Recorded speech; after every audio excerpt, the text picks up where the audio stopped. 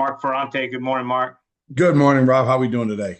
I'm well. I hope you are too. You knew you were in for a tough challenge and a potential shootout at Monmouth on Saturday, and that's what it became, unfortunately, for your guys. Come up a little short, 51-33. It's gone back and studied that tape. Just give me your impressions on the game. Yeah, the impressions of the game. Well, I saw that their wideout was the co-offensive player of the week. I'm not sure who picks that, but thanks for only picking one of them because you could have picked Derek, you could have picked Nelson, the running back. They kind of hit us quick. They got out with some real big explosive plays. We answered their first touchdown. They scored in two plays to open the game, so less than a minute gone. We had a nice drive, and then we just were very uncharacteristic. We had way too many penalties in bad areas of the field. No disrespect to them at all. They played exceptionally well. We could not make them one dimensional. They were able to run the ball as well as throw the ball. The explosives got us early, and then they were able to move the ball. And then in the second half, they were able to control the ball and kind of keep us off the field a little bit, especially in the fourth quarter. So, Kevin and his staff and that team came ready to play, and they were hitting on all cylinders. Like I said, we had a couple opportunities to keep it a little closer at times. I think there was only one turnover of the game, and it was at the +5 yard line with us going in. So that could have tightened things down. We did score right before the half and then scored on the opening drive of the third quarter to make it a 10-point game. So, that end of second quarter, beginning of third quarter, what people refer to as the middle eight, we kind of did well there, but they held us in check outside of that for the most part. We had our opportunities. They converted third downs. They hit the explosives. They did have a couple drives. I think we only made them punt twice. They had us punt 4 times. And, it was a very physical game as well. So, our guys are a little banged up from this one, as well as the outcome of the game. We have some guys that are a little banged up. So we're just going to lick the wounds, get back to the drawing board, put this one behind us. And, it is only one league game. So there's a lot of season left. And that's the focus that we have to have right now heading into Tuesday's practice. So, but hats off to them. They played exceptionally well in all areas of the game. They had over 600 yards. We had just about 500 yards. So there's a lot of offense on that field right there.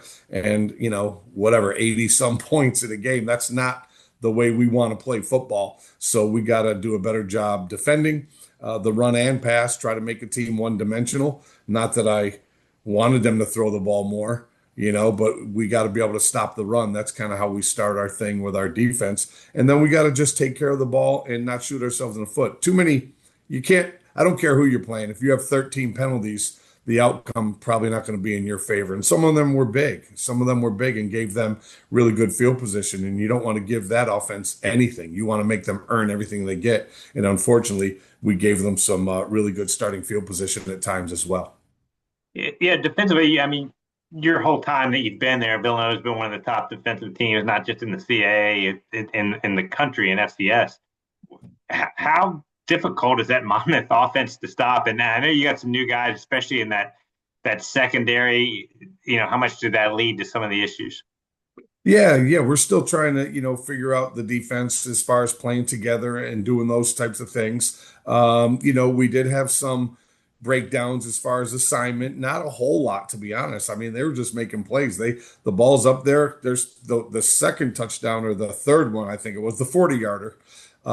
We were one step away from, hitting the quarterback just as he threw it. And then he put the ball up there and we had two defenders in the area, but their wideout came down with it. And then he did a great job keeping his feet in bounds and putting the ball across the pylon to score the touchdown. I mean, that was a phenomenal play along with some of the other ones. So, we're still trying to, figure out what type of defense we are going to be as far as, the youth in the back end and rotating guys through. Last year we sat in the zone against them quite a bit.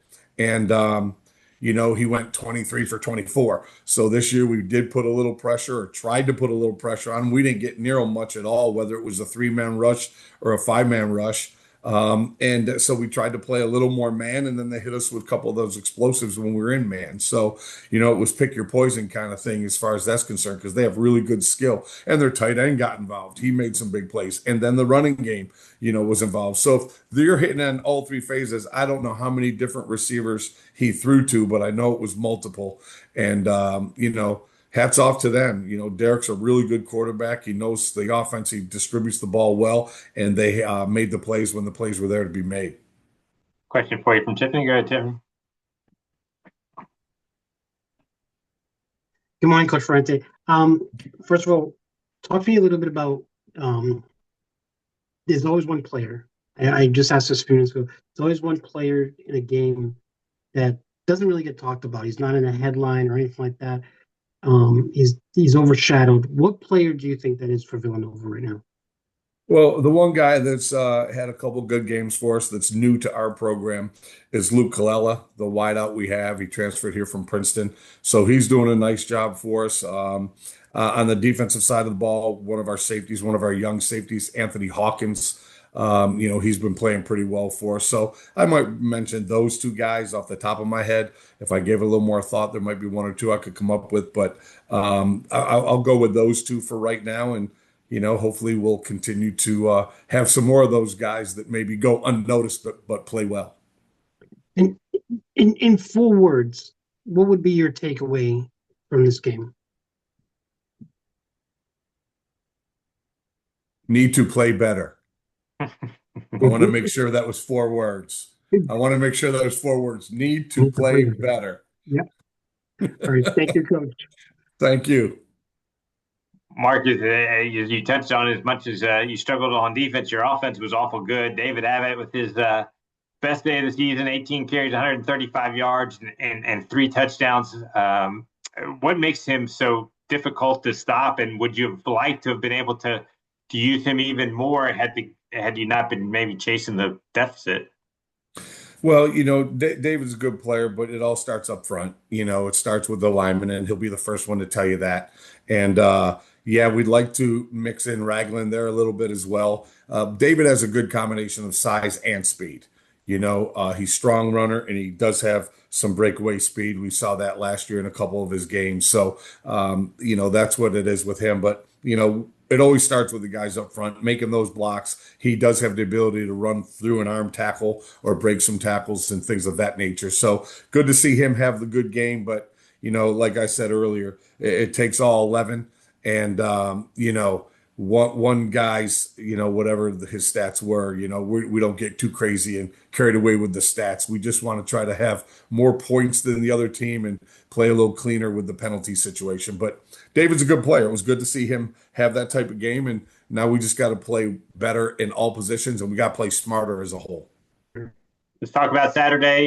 You're back at home against a talented William and Mary team. What are some of the challenges they'll present for you? We haven't faced them in a couple of years, so there are some names on the roster that we do recall. They're always big up front. They seem to not be super complicated. They I don't want to say they're simple or simplistic, but looking at some of the special team stuff that I've been doing today and so on, they line up and play football. You kind of know where they're going to be on defense. You kind of know what they're trying to do on offense. They'll do some motions and shifts and those type of things. And, but as far as what they do, they're always big and physical up front. They always try to win the battle in the trenches on both sides of the ball. This will be no different than that. They have a transfer linebacker in Bamberry who seems to be all over the place from watching him a little bit. Their secondary looks really good. I know Jones. Jones is a guy who's been in the league, and you hear his name for a number of years and so on. And they're always very physical.